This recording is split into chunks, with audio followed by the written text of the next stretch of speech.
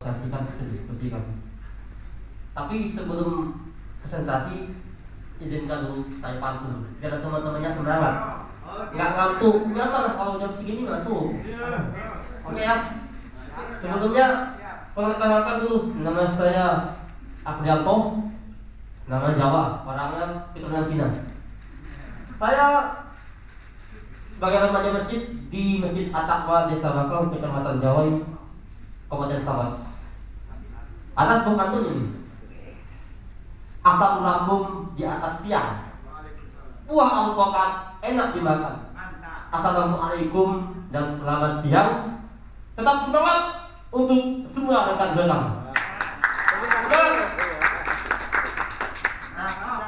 Ikan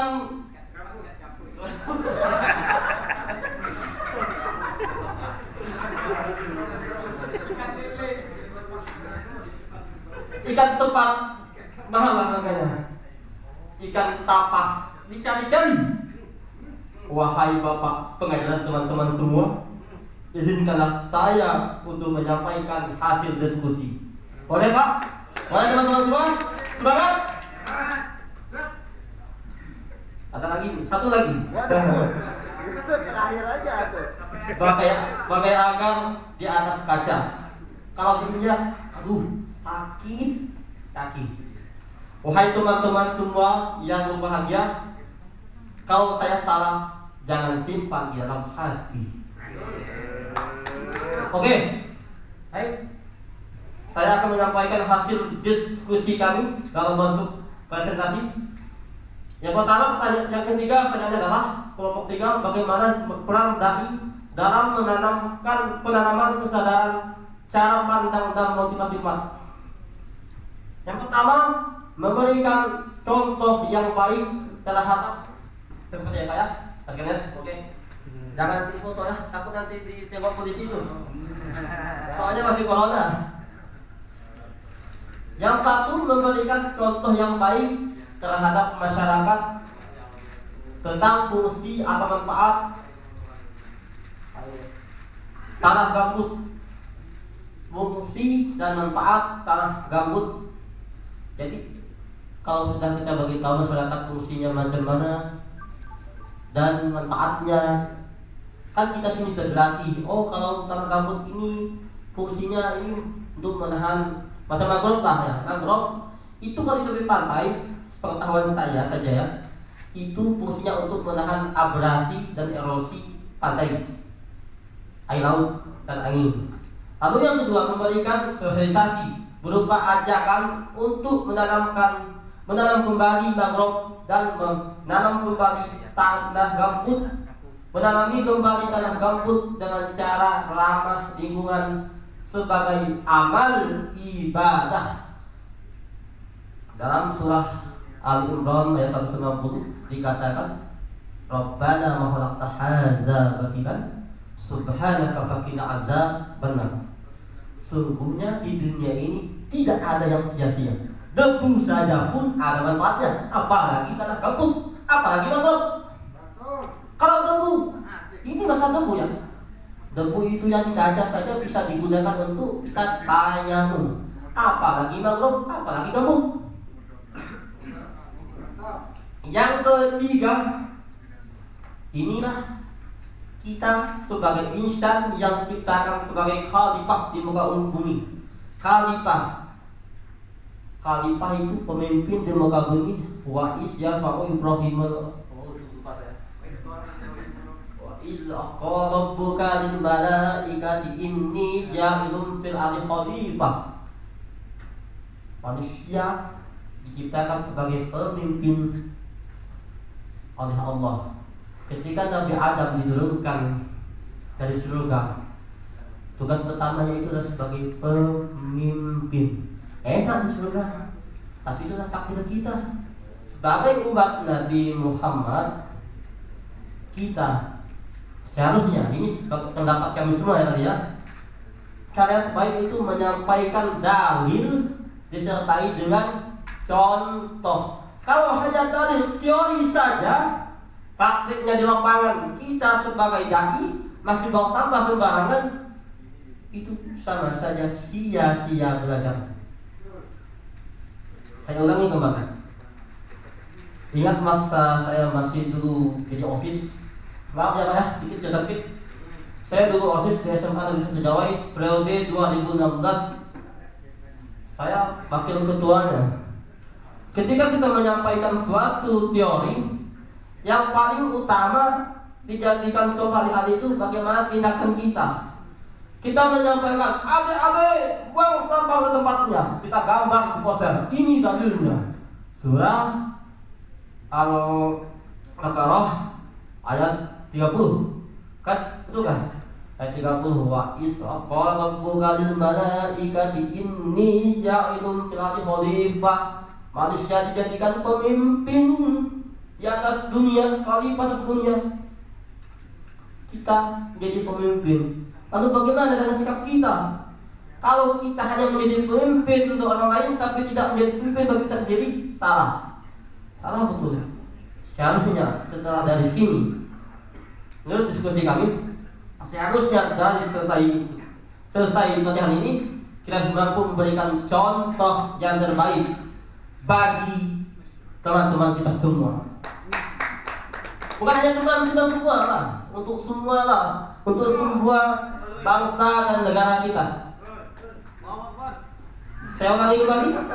Setelah pulang dari kegiatan ini, saya Aprianto dan rekan-rekan semua harus mampu menyampaikan teori disertai tindakan.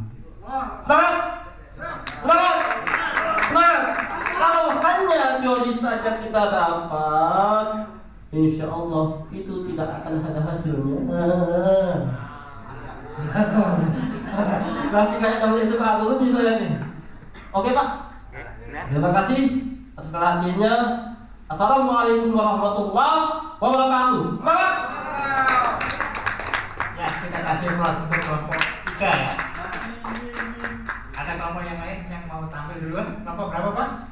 5. Nah, silakan kelompok 5. Kita kasih aplaus kelompok 5. Oke.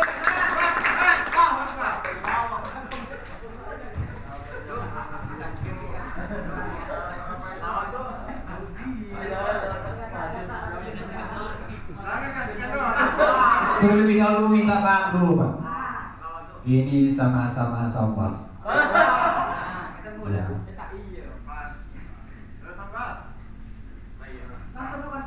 Pertama hormatun Pak. Lupa masih.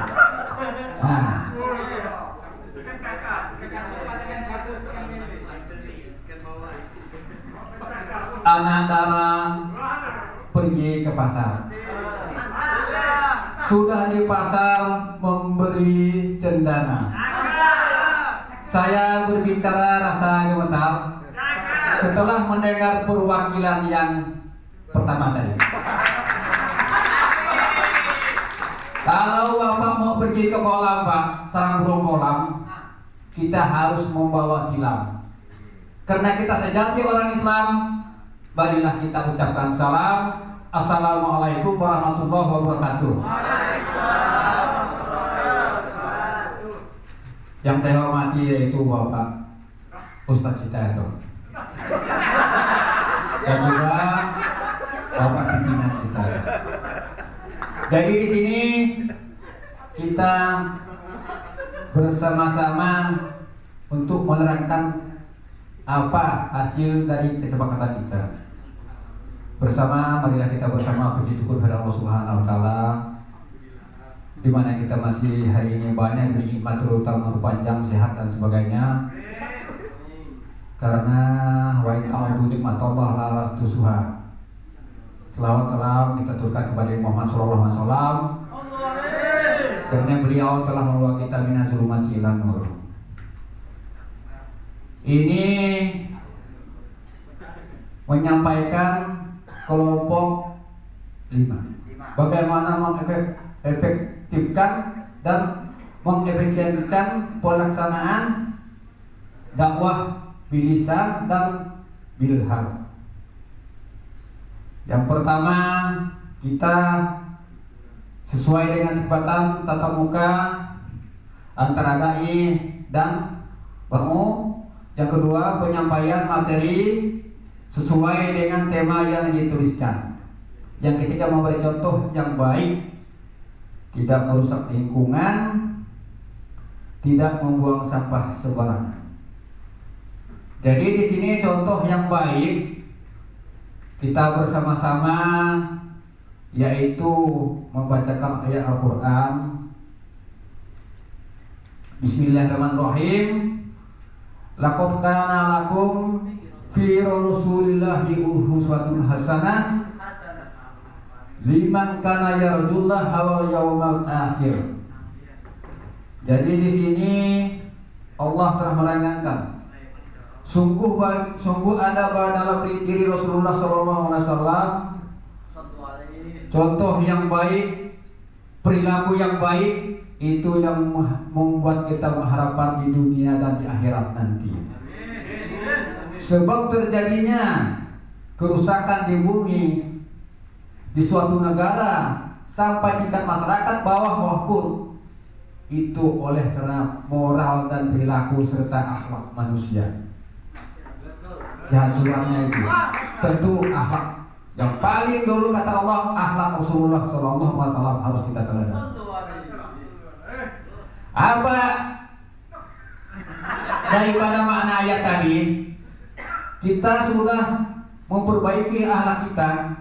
Kalau akhlak kita tidak diperbaiki, nanti kita sendiri yang akan merasakan mudaratnya. Di mana kata Allah, Zuharul fasadu fil bari wal bahri bima kasabat al-nas liuziluhum wa dolazi amirul alamin. Terjadi kerusakan di bumi, di laut, di darat dan sebagainya oleh perbuatan kita sendiri. Dari itu, yang pertama sekali kita terapkan akhlak di masyarakat sampai bahkan ke negara kita. Kalau akhlak baik, insya Allah semuanya dari baik di muka bumi ini. Tapi kalau bila rusak, akhlak kita rusak semuanya. Itu saja Pak kepada saya. Jadi tadi sudah kita dengar bersama-sama. Mudah-mudahan kita diadakan pelatihan ini berguna bagi kita bersama-sama. Jadi sebelum saya akhiri, saya ingin berpesan kepada diri kita, diri saya sendiri. Kita diberi ilmu, kita gunakan betul-betul. Sebab dengan ilmu kita akan menjadi mudah. Kalau tanpa ilmu kita susah Pak. Dari situ kita diberi ilmu. Kalau ibadah tanpa ilmu itu orang sombong. Kalau ilmu tanpa ibadah adalah orang bohong. Itu yang kita pegang. Harus kita terapkan ilmu sebaik-baik mungkin. Mudah-mudahan sampai ke zuriat kita nanti. Itulah saja dari harapan dari saya Pak. Saya mohon berpantun satu kali lagi.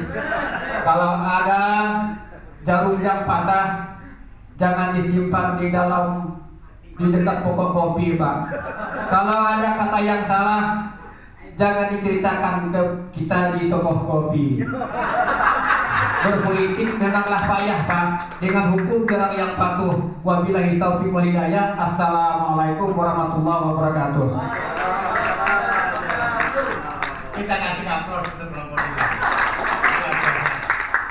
Rupanya yang pantun itu tidak di Kalimantan itu tidak di Sumatera aja. Ternyata Kalimantan pantun-pantun terus ini. Ya, ini kelompok yang lain yang siap. Kelompok mana lagi? Yang belum. Kelompok dua mana kelompok dua? Oh ya, oke, silakan kelompok dua dulu. Kita ya.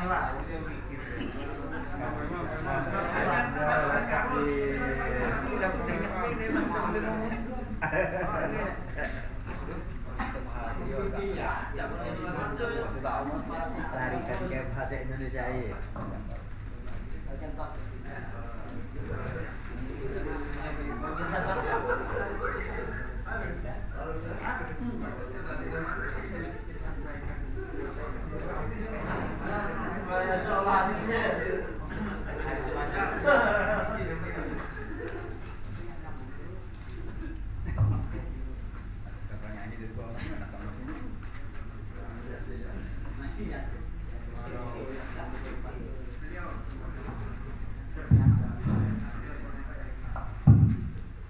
Bismillahirrahmanirrahim. Assalamualaikum warahmatullahi wabarakatuh.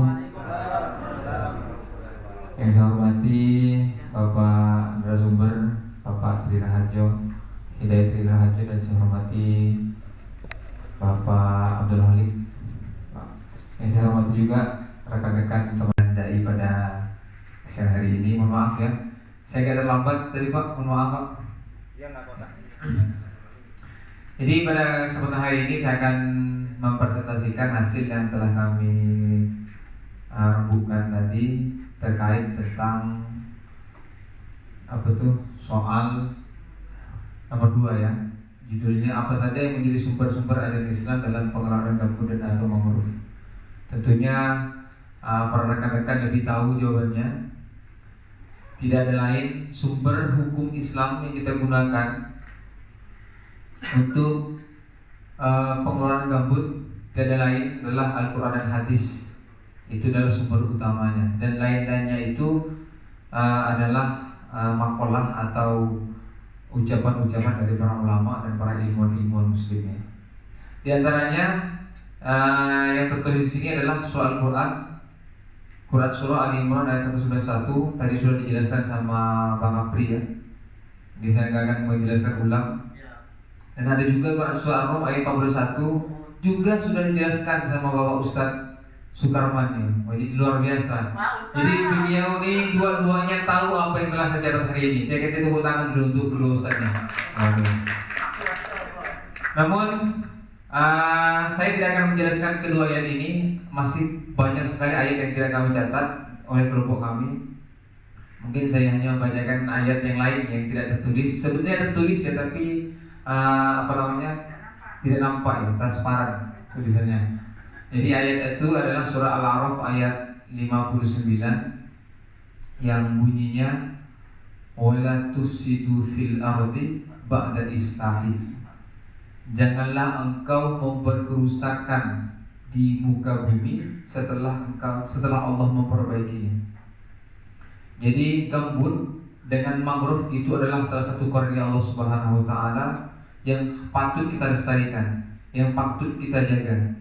Maka perintah Allah dalam Al-Quran itu sudah jelas bahwa kita dilarang untuk merusak segala macam bentuk ciptaan Allah yang telah Allah buat untuk kita semuanya.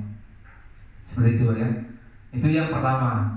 Yang kedua adalah sumber yang berasal dari hadis Nabi.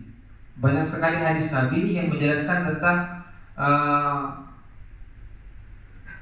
ajakan untuk menjaga lingkungan, menjaga diantara juga menjaga gambut dan mangrove.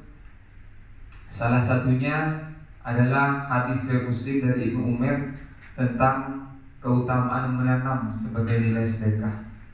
Jadi ini adalah bagian dari mangrove ya, program pemerintah mangrove, menanam mangrove. Jadi ini adalah hadisnya.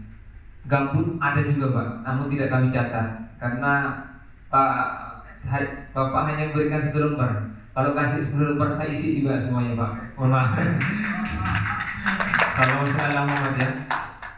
Hadis Nabi di sini mengatakan ma'min muslimin yaghrusu ghursan illa ma ukila min hulahu sadaqah.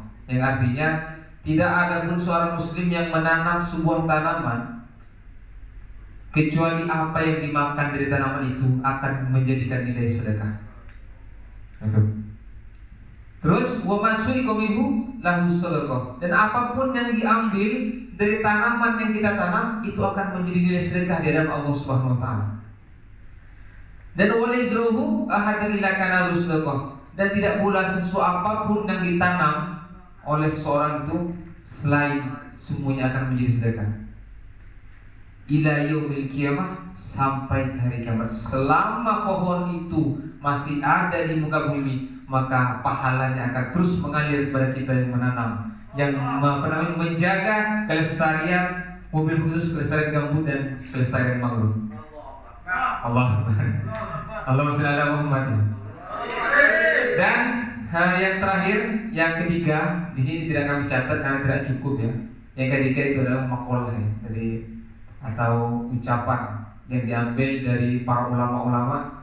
Saya hanya menukil satu saja maqalah, yaitu yang dikatakan oleh Al-Habib Hasan Baharun, ya Habib Hasan Baharun, pendiri Pondok Pesantren Bangin Darul Ulum Dakwah, beliau mengatakan al-bi'ah tu'athiru. Artinya bahwa lingkungan itu mempengaruhi terhadap ekosistem makhluk hidup. Jadi kehidupan, lingkungan itu mempengaruhi kepada kehidupan kita. Makanya kalau lingkungan itu rusak, maka kita akan ikut rusak. Kalau lingkungan itu baik, maka kita akan ikut baik. Allahumma shalli ala Muhammad. Mungkin itu saja yang bisa saya presentasikan pada siang hari ini. Semoga manfaat dan barokah. Saya akhiri. Wabillahi taufiq wal hidayah. Wassalamualaikum warahmatullahi wabarakatuh. Kita kasih aplaus untuk kelompok 3 sampai kelompok 2. Kelompok 1, mana kelompok 1? Ya, silakan kelompok 1. Kita kasih plus kelompok 1.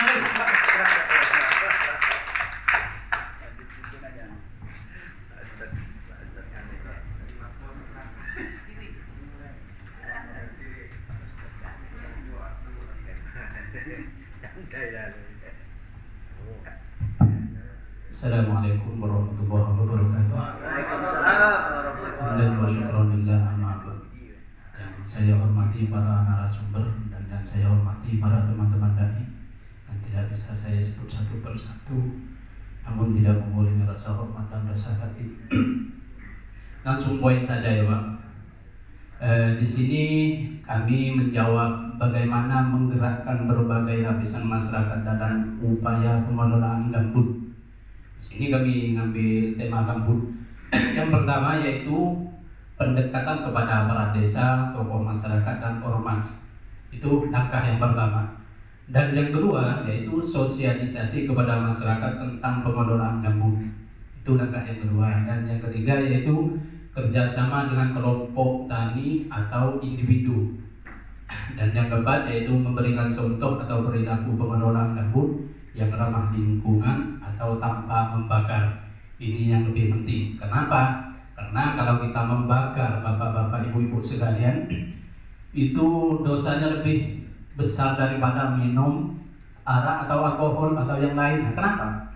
Kalau minum arak atau alkohol itu kembali mudaratnya kepada diri sendiri, tapi kalau membakar menyebabkan asap, seluruh dunia ini bisa menembus dosa.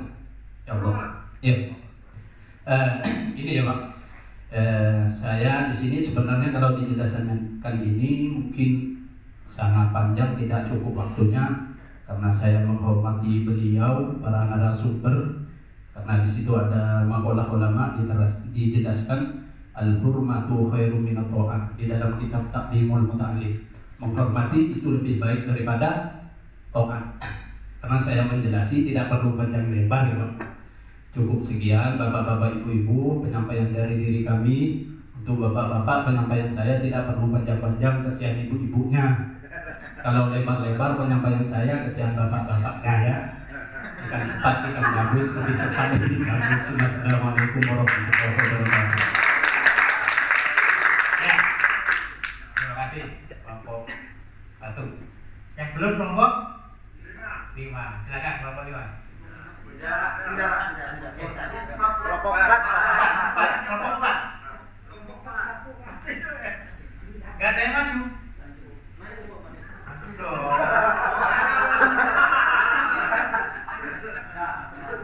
Ya, kita kasih terus kelompok 4.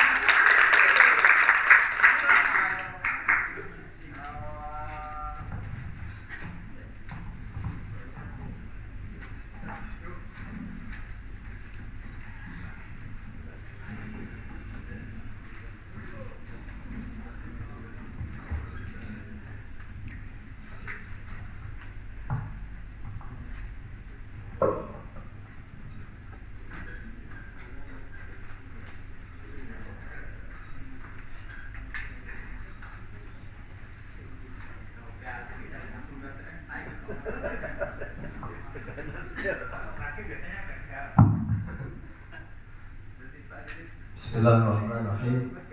Assalamualaikum warahmatullahi wabarakatuh. Alhamdulillah, puji syukur kepada Allah kita bisa bertemu dan berkumpul kembali sampai detik ini, dan dalam keadaan sehat walafiat. Dr. Muhammad, Bapak narasumber, dan juga rekan-rekan yang saya banggakan. Langsung saja ya, di sini di kelompok 4 saya yang nulis, saya juga yang disuruh tentang menjelaskan. Jadi kalau ada gajinya Pak, double nanti ya saya yang lain jangan dikasih siap. Jadi inilah hasil dari diskusi kami kelompok 4, yaitu dari beliau ya, Bapak Julianto, Pak Jainal, Pak Yakub, Pak Hilal, dan Ibu Urai Sri, Urai juga ya Pak ya. Dan saya sendiri yang diamanahkan dan mewakili teman-teman, saya Joni Pratomo. Alhamdulillah di sini sebenarnya menurut kami semua di kelompok ini pertanyaan dari Bapak ini saling keterkaitan satu sama lainnya. Nah makanya di sini kami menyimpulkan beberapa poin dari mana pembahasan kami, yaitu strategi internalisasi ajaran-ajaran Islam tentang pengelolaan gambut atau mangrove. Jawaban kami yang pertama yaitu membentuk forum diskusi AP2SI Pak. Nah ini saran dari beliau, yaitu Pak Yakub. Apa itu AP2SI? Yaitu Asosiasi Perlindungan Perhutanan Sosial Indonesia. Wah lengkap dengan nama forumnya juga dengan artinya Pak. Sebelumnya saya juga belum tahu Pak ini AP2SI, tapi beliau sudah lebih depan karena pengalaman beliau saya rasa juga lebih banyak. Terus yang kedua, ini dari internalisasi, jadi kita pasti harus berdiskusi karena akan mendalami segala sesuatunya. Yang kedua itu mengumpulkan ayat-ayat yang berkenaan dengan alam. Nah inilah yang teman-teman tadi sampaikan, yang teman-teman tadi jabarkan. Jadi itu kita kumpulkan apa saja, itulah sebagai senjata kita sebagai dai atau sebagai pemuka agama, tokoh-tokoh masyarakat untuk modal bagaimana kita berbicara atau menyampaikan kepada masyarakat. Salah satu ya dari surah Al-Anbiya ayat 107 itu, Bismillahirrahmanirrahim, wa ma arsalnaka illa rahmatan lil alamin. Dan kami tidak mengutus engkau Muhammad melainkan untuk sebagai rahmat semesta alam. Nah, dari disitulah sebenarnya banyak modal dari dai-dai, karena kita itu tetap mengikuti Rasul, sunnahnya yaitu perkataan dan perbuatannya. Jadi kalau Rasul saja diutus sebagai rahmatil alamin, apalagi kita, dimana semakin lama, semakin tua bumi itu semakin rusak. Artinya tugas kita akan semakin berat. Nah disinilah kita kumpulkan ayat-ayatnya, dan mungkin ini juga udah kehendak dan kadarullah kita berkumpul. Adanya forum seperti ini, inilah jalan agar mendukung amanah dari Allah SWT kepada Rasul dan sampailah kepada saat kita hari ini. Itu. Jadi yang ketiga, melakukan kerjasama dengan instansi, tokoh-tokoh masyarakat pemuda dan kelompok pengajian ibu-ibu atau bapak-bapak, majelis taklim intinya. Nah, seperti yang telah disampaikan tadi juga. Dan selanjutnya nomor 4, memberikan contoh. Nah, contoh menanam pohon dan menjaga lingkungan. Nah, inilah. Makanya kami bilang saling keterkaitan antara pertanyaan 1 dan 5 itu. Jadi tidak jauh-jauh dari hal-hal yang telah kita sampaikan. Nah, mungkin cukup ini saja yang dapat saya sampaikan. Mohon maaf dan terima kasih. Dimana saya juga mau pantun yang sudah terkenal. Ikan sepat, ikan gabus, lebih cepat, lebih bagus. Saya akhiri. Wassalamualaikum warahmatullahi wabarakatuh. Ya, waalaikumsalam warahmatullahi wabarakatuh. Terima kasih. Lima-limanya luar biasa. Ini menggambarkan bahwa kami dari Kalbar kita siap dilakukan.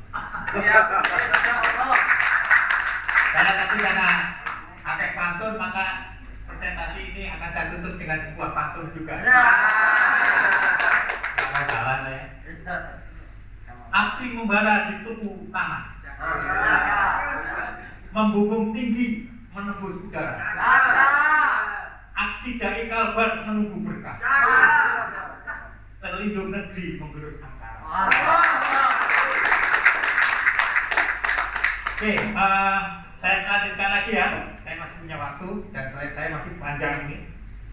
Nah, kalau kita lihat, ya, kita lihat tadi dari presentasi tadi 5 kelompok luar biasa.